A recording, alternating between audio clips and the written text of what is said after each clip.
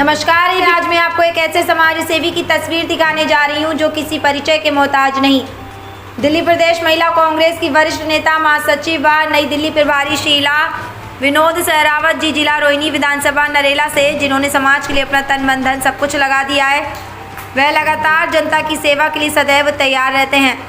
दर्शकों, ये भी आपका स्वागत है। इस वक्त मैं आपको नरेला विधानसभा से सीधी तस्वीर दिखा रहा हूँ। हमारे साथ मौजूद हैं एक ऐसे समाज सेवी जो किसी परिचय के मुहताज ने, जिन्होंने नरेला विधानसभा के अंदर समाज के लिए, समाज के हित के लिए 24 घंटे समय दे रखा है, अपना टाइम लगा रखा, दिन लगा रखा है और किसी परिचय के मुहताज नहीं है। हमारे साथ मौजूद हैं शीला विनोद सहरावत जी, जिन्होंने 2022 में पार्टी से चुनाव भी लड़ा है और काफ़ी कुछ समाज के लिए काम किया। तो सबसे पहले स्वागत है आपका एबीपी न्यूज़ चैनल में। धन्यवाद जी। मैं शीला विनोद सहरावत, जनरल सेक्रेटरी महिला कांग्रेस में, दिल्ली प्रदेश महिला कांग्रेस में जनरल सेक्रेटरी के पद पे हूँ और मुझे नई दिल्ली का प्रभारी भी बनाया गया है जी। कांग्रेस पार्टी ने बहुत विश्वास किया, विश्वास करने के बाद आपको जनरल सेक्रेटरी बनाया। आपने कांग्रेस पार्टी के लिए अपना तन मन धन सब कुछ लगा रखा है। लाखों हजारों करोड़ों मेरे दर्शक आपको देख रहे हैं, क्या संदेश देना चाहेंगे देशवासियों को आप? मैं देशवासियों को सबसे पहले तो मैं दीपावली की बहुत बहुत शुभकामनाएं देना चाहूँगी और आज गोवर्धन पूजा है तो उसकी भी हार्दिक बधाई और शुभकामनाएं देना चाहूँगी। और सबसे पहले मैं आप सबको यही बताना चाहूँगी, आप जागरूक होइए अपने बच्चों के भविष्य के लिए, अपने बच्चों के उज्जवल भविष्य के लिए, क्योंकि जो भी हमारी जो आज सरकार है, उन्होंने जो जितने भी वायदे किए थे सारे झूठे वायदे किए। जो भी उन्होंने राम मंदिर, आप सभी जानते हैं कि दीपावली पे श्री राम जी का आगमन हुआ था और उन्होंने उन्हीं का वो सहारा लेके झूठे वादे करते हैं, राम और हिंदू मुसलमान करते हैं। तो शीला विनोद सहरावत जी, आपका सीधा सा सवाल है, कहीं ना कहीं भारतीय जनता पार्टी जात और पात की राजनीति करती है? बिल्कुल, जात और पात की राजनीति करते हैं। आप ये बताती, हम छोटे छोटे थे, हमारे बच्चे छोटे छोटे हैं, शुरू से ही वो राम को भी जानते हैं। कहीं से भी गली मोहल्ले से निकल जाए, छोटे छोटे बच्चे आजकल राम राम करते हैं। तो क्या राम आज ही 2014 के बाद ही राम आए हैं?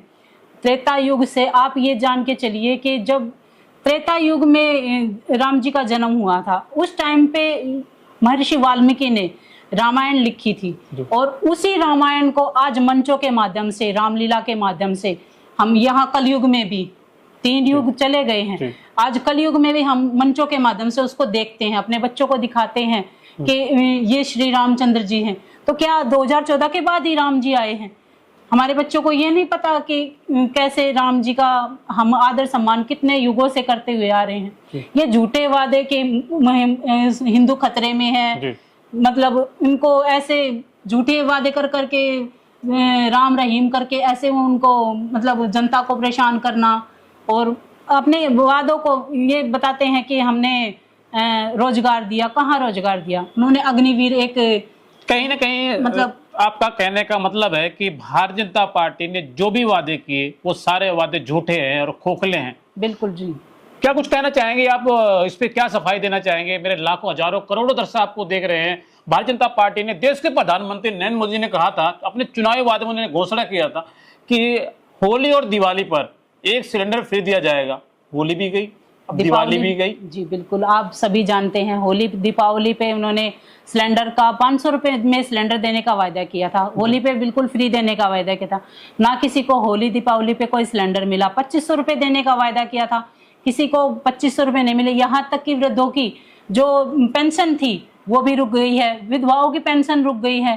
कहाँ तक उनके वायदे सच्चे हुए हैं? जो उन्होंने रोजगार का वायदा किया था, अग्निवीर जो उन्होंने चलाई है, मैं पहले भी आपको बता सकती हूँ। लेकिन बच्चों को अब यह बताओ, 4 साल में कहाँ रोजगार? वो उनको बंदूकें चलाना सिखा रहे हैं, उसके बाद में वो क्या करेंगे? घर बैठ के वो क्या करेंगे? आज पढ़े लिखे युवा जिनको आज रोजगार की जरूरत है, मोदी जी कहते हैं कि पकोड़े बनाना भी एक रोजगार है। MBBS किए हुए वो नौजवान जो इतनी पढ़ाई करके। शीला विनोद सहरावत जी, मेरा आपसे सीधे से सवाल है, भारतीय जनता पार्टी, देश के प्रधानमंत्री नरेंद्र मोदी जी कहते हैं सबका साथ सबका विकास। कहाँ विकास हो रहा है? सबका साथ कहाँ, किसका विकास हो रहा है? हमारे आज के युवा तो बिल्कुल मतलब बिना रोजगार के घूम रहे हैं। जिनको रोजगार मिला है आप सब कुछ तो उन्होंने प्राइवेट कर दिया है, हर चीज प्राइवेट है। आप डीटीसी को ही ले लीजिए, उसमें जितने भी आज कॉन्ट्रैक्ट के कर्मचारी हैं वो धरने प्रदर्शन पे बैठे हुए थे। उनको एक बात बताइए, समान वेतन समान काम का उन्होंने आश्वासन दिया, आज वो समान काम समान वेतन कहाँ है? उनको दीपावली पे सिर्फ 1400 रुपए जो उनका एक हक भी है, जो उनको मिलना चाहिए, उनको 1400 रुपए खाली दीपावली पे वो मिला जा रहा है। ठीक है, और जो सरकारी कर्मचारी है उनको अच्छी खासी बोनस मिल रहा है, तो बोनस के नाम पे भी वो उनको धोखा दे रहे हैं जी। और क्या भारतीय जनता पार्टी जब दिल्ली विधानसभा का चुनाव हुआ तो बहुत सारी घोषणाएं उन्होंने की थी, होली और दिवाली पे सिलेंडर फ्री दिया जाएगा, किसी को कोई सिलेंडर 25 पर महिलाओं को दिया जाएगा। लेकिन जैसे चुनाव खत्म हुआ, चुनाव खत्म होते ठीक 50 रुपए सिलेंडर पर और बढ़ गया। 50 रुपए क्या भाई साहब, 1150 रुपए का सिलेंडर तक पहुंच गया था। आज वो हो सकता है दीपावली के मेरा आपसे सीधे से सवाल है, दिल्ली की जनता अपने आप को आज वोट देने के बावजूद भी ठगा महसूस कर रही है, क्या वजह है, क्या कारण है? किसी के कोई वादे ही पूरे नहीं किए तो दिल्ली की जनता ठगा हुआ तो महसूस करेगी ही। आप रोड के वादे किए, कहाँ रोड बना हुआ है? हर जगह गड्ढे, बिल्कुल जो आप ये मान के चलो कि उनको लिपापोती करने के अलावा कुछ नहीं किया, मतलब मोदी सरकार ने। मैं रेखा गुप्ता की सरकार से ये कहना चाहूंगी, उन्होंने बोला था कि हम आरोग्य मंदिर बनाएंगे, जो कि कांग्रेस के टाइम पे जो हमारे हॉस्पिटल वगैरह बने हुए थे, उन्हीं हॉस्पिटलों को दोबारा से रेनोवेशन करवा के और अपना नाम की नेम प्लेट लगा के उन्हीं को आगे अब बढ़ाया जा रहा है, उन्हीं को दिखाया जा रहा है। तो आप ये बताइए ना कि कहाँ मोदी सरकार ने काम किया? कौन सी उन्होंने बिल्डिंग बना दी, कौन से हॉस्पिटल बना दिए, कौन से बच्चों के लिए स्कूल बना दिए, कॉलेज बनाए? यहाँ पे आप ये मान के चलो कि हमारे जो नरेला से लेके और सिंगू गांव तक, यहाँ पे उन्होंने जो कॉलेज बनाने के लिए जमीन भी आवंटित कर रखी है। कम से कम लड़कियों के लिए एक कॉलेज तो यहाँ पे बना दीजिए, जिसके लिए कि हमारे जो ग्राम क्षेत्र की जो लड़कियां हैं वो कम से कम अच्छे से पढ़ाई तो कर सके। उनको जाना पड़ता है या तो दिल्ली में जाना पड़ता है किसी भी कॉलेज में पढ़ने के लिए, या फिर ये है अपना श्रद्धानंद कॉलेज, इतनी दूर पे जाना पड़ता है। तो क्यों ना वो जो जमीन हमारे बच्चों के लिए आवंटित की गई है ग्राम उदय योजना के तहत, जो फंड भेजा गया है, कम से कम उसको यूज तो कीजिए, उसको तो आगे आप बना ही सकते हो। जी शीला विनोद सरावत जी, मेरे लाखों हजारों करोड़ों दस आपको देख रहे हैं, वो जानना चाहते हैं, आप खुल के बोलती, बेबाक बोलती हैं, कांग्रेस पार्टी में आपने अपना तन मन धन सब कुछ लगा रखा है। सबसे पहले आज मैं बात करूं, कुछ खास मुद्दे की बात करूंगा, कुछ खास मुद्दे पर चर्चा करूंगा। जो पिछले 11 साल से दिल्ली में आम आदमी पार्टी की सरकार थी, इससे पहले आपने देखा होगा दिल्ली में पिछले कई वर्ष आप पूर्व जाके देखेंगे तो कांग्रेस पार्टी सरकार थी, एक इतिहास था, कांग्रेस पार्टी ने स्कूल बनाए, कॉलेज बनाए, बहुत सारे काम किए। लेकिन आम आदमी पार्टी से उन कामों की जो सीधे सरकार ने काम किया था, उन कामों की रिपेयर तक नहीं हो सकी। क्या कुछ कहना चाहेंगी? मैं वही चीज आपको बता रही हूँ, जितने भी स्कूल आज 2-4 स्कूल इन्होंने बनाए होंगे, आपने पीछे भी देखा होगा न्यूज में कि स्कूलों की छतें गिर गई, वहां पे छोटे छोटे बच्चे जो दब के मर गए हैं।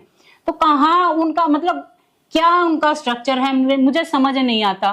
कहाँ उन्होंने स्कूल बनाए हैं और कहाँ उन्होंने कॉलेज बनाए हैं। आज रोडों की हालत ऐसी हो गई है कि आम पब्लिक जो है वो पैदल भी नहीं चल सकती, गाड़ियां तो लेके चलने की बात ही छोड़ दीजिए। जो इतने मैं अब अगर दिल्ली की बात करूं, रेखा सरकार इससे पहले लगातार आम आदमी पार्टी पे आरोप लगा रही, भाजपा पार्टी लगा रही थी कि सड़क में गड्ढे हैं या गड्ढे में सड़क, लेकिन अब भी तो गड्ढे में सड़क या गड्ढे में सड़क या गड्ढे में सड़क में गड्ढे हैं, अभी भी तो वही हाल है। अभी भी वही हाल है, आप ये बिल्कुल सही कह रहे हो। बिल्कुल ये मान के चलो कि 2-2, 3-3 फुट के अब गड्ढे बने। मैंने देखा रोड को ना बनाया नहीं जा रहा, रोड को रिपेयर किया जा रहा है, गड्ढे को ऐसा रिपेयर कर रहे हैं जिस तरीके से गड्ढा एक है, एक गड्ढे को तो ऊंचा कर देते हैं, 2-3 इंच ऊंचा हो जाएगा या 2-3 इंच हो जाएगा, फिर वो 2 दिन बाद वो गड्ढा हो जाता है। क्यों ना सड़क को सही तरीके से रिपेयर किया जाए, पैसा तो खर्च हो रहा सरकार का। तो वही तो मैं चीज कह रही हूँ कि वो जो बजट आया है उसको प्रॉपर तरीके से यूज कीजिए ना। कहाँ है वो बजट? लगाई जा रही है। अभी तो एलजी भी आपके हैं, आपके विधायक भी हैं, आपके नेता भी सारे आपके हैं, तो क्यों ना उन चीजों को पब्लिक तक पहुंचाया जाए? क्यों नहीं पहुंचा रहे? मैं इसी चीज का मैं आपके चैनल के माध्यम से यही एक क्वेश्चन करना चाहूंगी रेखा गुप्ता जी से। कहाँ है वो बजट जो आपने पास किया, जो ग्राम उदय योजना के तहत आपने जो बजट पास किया है, उसका वो कहाँ है वो बजट? क्यों नहीं लगाया जा रहा है? क्यों नहीं हमारे बच्चे आज अच्छी बिल्डिंग में नहीं पढ़ सकते? क्यों नहीं हमारे बच्चों को स्कूल मिल सकते? क्यों हमारे बच्चों को अच्छा रोजगार नहीं मिल सकता? क्यों एक पढ़ा लिखा नौजवान आज ठेला लगाने पे मजबूर है? और ठेला भी लगाएगा तो उसमें भी आप ही के एमसीडी के, आप ही के जो कर्मचारी हैं वो हफ्ता मांगने के लिए आ जाते हैं। क्यों ये चीजें हो रही हैं? क्यों पब्लिक को इतना परेशान किया जा रहा है? शीला विनोद सौराव जी, मेरा आपसे पहला और आखिरी सवाल, जिस तरीके से दिल्ली में विधानसभा का चुनाव हुआ, जिस तरीके से कांग्रेस पार्टी का ग्राफ बढ़ा, आपको क्या लगता है इसका सीधा सीधा असर बिहार चुनाव में मिलने वाला कांग्रेस पार्टी को? बिल्कुल मिलेगा, क्योंकि आज की जनता जाग चुकी है। उनको ये पता है, उन्होंने बहुत से, मैंने मतलब मैं जहां पे भी जाती हूँ, पब्लिक से मिलती हूँ, और मेरी सभी से यही क्वेश्चन रहता है कि आप किस तरफ झुकना चाहोगे। वो बोलते हैं कि हमने बहुत बड़ी गलती की जो हमने भाजपा को वोट दिया। हमने ये सोचा था कि राम, जिसके जो आज वो राम का मुद्दा ठोक रहे हैं तो हमारे काम होंगे, लेकिन वो कुछ हद तक मैं सोचती हूँ कि हमारे जो रेखा गुप्ता की जो सरकार है, मोदी जी की जो सरकार है, उन्होंने वो वायदे पूरे नहीं किए। और जितनी भी जो बिल्डिंगें वगैरह थी जो है रेखा गुप्ता की सरकार में, आज तक कोई बिल्डिंग नहीं बनी है। जो भी बनी थी शीला सरकार में बनी थी, कांग्रेस पार्टी ने दी हुई है वो। आपको क्या लगता है जिस तरीके से दिल्ली विधानसभा का चुनाव हुआ, कांग्रेस पार्टी का ग्राफ बढ़ा हुआ है, अब वो दिन दूर नहीं, 2027 का पास का चुनाव होने वाला है। हमने अपने एबीपी न्यूज चैनल के माध्यम से नरेला विधानसभा के अंदर सर्वे किया है, आपकी एक मिसाल कायम है किस तरीके से जनता के दिल में आपने जगह बनाया। यदि यह पार्टी आपको मौका देती है तो आप क्या समाज के लिए, समाज के हित के लिए, जिस तरीके से 2022 से अभी तक आप समाज की सेवा कर रही हैं, क्या चुनाव जीतने के बाद इस तरीके से आप जनता के बीच रहेंगी, सेवा करेंगी? बिल्कुल सर, बिल्कुल। जितने भी, अगर मेरी जनता मुझको साथ देती है, मुझ पे विश्वास दिखाती है, और कांग्रेस पार्टी पे अगर वो वापस लाना चाहती है, राहुल गांधी जी का अगर वो साथ देना चाहती है, तो बिल्कुल ये, अगर मैं अपनी पब्लिक से, अपनी जनता से यही अनुरोध करूंगी कि वो एक वोट चोर सरकार को छोड़कर राहुल गांधी जी का साथ दीजिए और कांग्रेस पार्टी को विजयी बनाइए।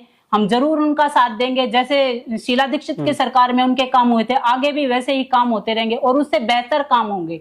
आज का युवा जाग चुका है और उनको समझ है अपने भविष्य के लिए, अपने बच्चों के भविष्य के लिए, वो जरूर जागेगा और जरूर अपने बच्चों को कामयाब करने के लिए कांग्रेस पार्टी का साथ देगा, कांग्रेस को जिताएगा। शीला विनोद सौराव जी, नरेला विधानसभा की आज हम बात करेंगे। पहले आम आदमी पार्टी की सरकार थी, 11 साल से दिल्ली में पूर्ण बहुमत की सरकार थी, अब भाजपा पार्टी की पूर्ण बहुमत की जो सरकार है, किस तरीके से मैं देख पा रहा हूं नरेला विधानसभा का विकास नहीं हो पा रहा है, क्या वजह है, क्या कारण है, उसके बारे में बताएं। कुछ बहुत दरसा बद से बदतर है यहाँ के हालात। बिल्कुल, आप ये बिल्कुल सही कह रहे हो कि यहाँ के हालात इतने बदतर हैं। आप एक चीज देख के चलो कि क्योंकि रोड कोई भी, मतलब नया रोड तो कोई बना ही नहीं है, जो बने हैं उनमें गड्ढे इतने हैं। दूसरा, आप जो गौशाला जिसकी भी हम बात करें, रेखा गुप्ता की सरकार कहती कोई भी गौ आज रोड पर नहीं घूमेगी, तो कहाँ है वो, मतलब वे गौशालाएं जो जिनमें गौओं को स्थान दिया जाएगा। मैं आपको फिजिकली भी जाके दिखाऊंगी, रोड भी दिखाऊंगी, और जो गौएं जो रोड पे घूम रही हैं, कहाँ है वो राम और रहीम के जो वादे करने वाले वो मेरे समाज सेवी कहाँ पे हैं? वो ना कोई सफाई का मुद्दा है। अब छठ पूजा आने वाली है, मैं आपको वो घाट दिखाऊंगी जहाँ पे सफाई होनी चाहिए, कहाँ पे वो पूजा करेंगे? मेरे जो पूर्वांचली भाई हैं वो कहाँ पे पूजा करेंगे? मैं समझती हूँ कि जो भी सरकार ने जो वायदे किए, मुझे नहीं लगता कि वो अपने वायदों पे खरे उतरे हैं। आज तक उन्होंने कोई भी वायदे नहीं किए। नरेला विधानसभा को 1 नंबर विधानसभा है मेरी, लेकिन इसको मैं बिल्कुल लास्ट 70वें नंबर पे बता रही हूँ आपको, और ये बिल्कुल सच्चाई है कि ये 1 नंबर कहने के लिए 1 नंबर है, लेकिन ये 1 नंबर कहने से काम नहीं चलेगा, इसको 1 नंबर बनाना भी होगा। आपका सीधे से सवाल है कि दिल्ली के अंदर 70 विधानसभा है जी, और 70 में आप कह रही हैं 1 नंबर विधानसभा आपकी है, लेकिन आप इसको 70वीं विधानसभा मान रही हैं। बिल्कुल 70वीं मान रही हूँ। काम नहीं हो रहा, काम नहीं हो रहा। कोई काम होगा तभी तो इसको 1 नंबर विधानसभा मानेंगे। 1 नंबर कैसे मैं कह दूं कि 1 नंबर विधानसभा है? मैं कह ही नहीं सकती। तो आपको क्या लगता है कि अगले 5 साल में कुछ काम होगा? भाजपा पार्टी की 53 इंजन की सरकार है, आपको क्या लगता है कुछ काम होगा? फिर ऐसे ही सरकार जिस तरीके से चिप्पी लगाई जाए रोड के ऊपर, ऐसे लगी रहेगी? कोई काम नहीं होगा। ट्रिपल इंजन की सरकार खाली पूंजीपतियों की सरकार है। वो पूंजीपति मैं इसलिए कहूंगी कि आपने एक ये सुना भी होगा, 1 रुपए में 1000 हेक्टेयर जो जमीन उन्होंने आवंटित कर दी है। आप एक चीज बताइए, जो भी इन्होंने जो दिल्ली में झुग्गियां उजाड़ी हैं जी, जितनी भी झुग्गियां गिराई गई हैं, शीला दीक्षित की सरकार में इंदिरा आवास योजना के तहत हमारे डीडीए के ये जो फ्लैट वगैरह बनाए गए थे, कम से कम उनको उठा के इन फ्लैटों में ही शिफ्ट कर दीजिए, वही हमें अलाउड कर दीजिए, हम शिफ्ट करवा देंगे, कांग्रेस पार्टी शिफ्ट करवा देगी, क्योंकि वो फ्लैट अभी खाली पड़े हैं, जर्जर हालत में हो रहे हैं।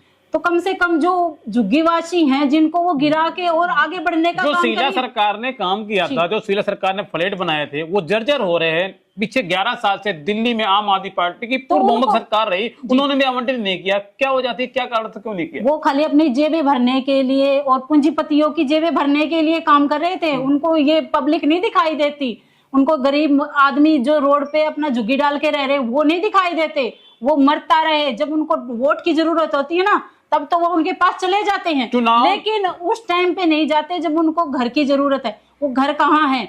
जब इंदिरा आवास के तहत उनको घर बनाए गए तो उनको दिए क्यों नहीं जा रहे हैं जी? वो भी तो शीला विनोद स्वराज, मैं आपसे कुछ खास सवाल में चर्चा कर रहा हूँ, आप खुल के बोलती हैं, इसमें बात कर रहा हूँ। जिस तरीके से देश के प्रधानमंत्री नरेंद्र मोदी ने तो अपने चुनाव में वादा किया था कि जहां झुग्गी वहां मकान, लेकिन आज सेम विपरीत उसका उल्टा हो रहा है, जहां झुग्गी वहीं मैदान हो रहा है। बिल्कुल वही मैं चीज आपको बता रही हूँ। जहां वे झुग्गियां तोड़ रहे हैं तो उनको घर तो दीजिए, उनको घर बनाने के लिए कुछ तो हेल्प कीजिए। कितनी मेहनत से एक आदमी पूरी जिंदगी अपनी कमाई लगा के एक छोटा सा घर बनाता है, और उनको उन्होंने बुलडोजर चला के रातों रात को 3 बजे कौन सा उनकी जो काम वैसा जा रहा था कि रात को 3-3 बजे उन्होंने जो बुलडोजर चला के गरीब आदमियों के जो छोटे छोटे मकान थे उनको तोड़। लेकिन लगातार भारतीय जनता पार्टी सफाई दे रही, हम झुग्गी वो तोड़ रहे हैं जो रोहिंग्या है, जो बांग्लादेशी है। अब वो तो सभी को रोहिंग्या बांग्लादेशी बना रहे हैं। चुनाव के टाइम पे नहीं उनको दिख रहे थे कि ये यहाँ पे आके, सही सवाल आपने किया, वो उस टाइम पे नहीं दिख रहा था कि वो यहाँ पे आके बस रहे, तो उनको क्यों बसने दिया जाए? तब तो उनको आधार कार्ड भी मुहैया करवाया गया, पहचान पत्र भी, वोटर आईडी कार्ड भी उनका बन गया। तो किस उस पे वो मतलब वोटर आईडी कार्ड और जो आधार कार्ड बना वो क्यों बने? रोहिंग्या थे तो क्यों बनने दिए? तब तो आपकी सरकार थी, उस टाइम पे उन्होंने क्यों नहीं रोका उनको? जब चुनाव हो रहा था, चुनाव में तो उसी झुग्गी में प्रवास भी कर रहे थे, जाके रह रहे थे उनसे। तब तो हाथ जोड़ के बिल्कुल ऐसे वादे कर रहे थे कि हम आपको घर देंगे, आपको बिल्कुल मतलब हर सुविधा देंगे, पानी के कनेक्शन है, मीटर है। वो कैसे लग गए? जब वो झुग्गियां तोड़ रहे हैं उस जगहों पे वे मीटर और पानी के कनेक्शन कैसे लग गए? उनके वोटर कार्ड और आधार कार्ड कैसे बन गए? तब तो वो आदिवासी रोहिंग्या नहीं थे जी। आज वो आदिवासी भी हो गए, रोहिंग्या भी हो गए। तो ये चीजें क्यों, मतलब सरकार ये धोखा क्यों दे रही है और पब्लिक को मतलब क्यों बरगला रही है? मुझे समझ नहीं आता वो क्या चाहती है। आम जनता को खाली लूटना चाहती है। टैक्स, अब आप टैक्स की बात करोगे, पब्लिक हर चीज पे टैक्स दे रही है। आज छोटा सा बच्चा जन्म लेता है, उस पे करोड़ों का कर्जा है। एक छोटा सा नवजात बच्चा, 1 दिन का बच्चा, उसके ऊपर आज करोड़ों का कर्ज है। आप और मेरी तो बात छोड़ ही दीजिए। तो आप ये बताइए, हर चीज में टैक्स, खाने के एक छोटे से बिस्कुट के ऊपर भी टैक्स है। हमारी जेब से वो टैक्स जाता है और हमें वो सुविधाएं नहीं मिलती। कामयाब कहाँ है सरकार? कहाँ पे अपनी कामयाबी दिखा रही है?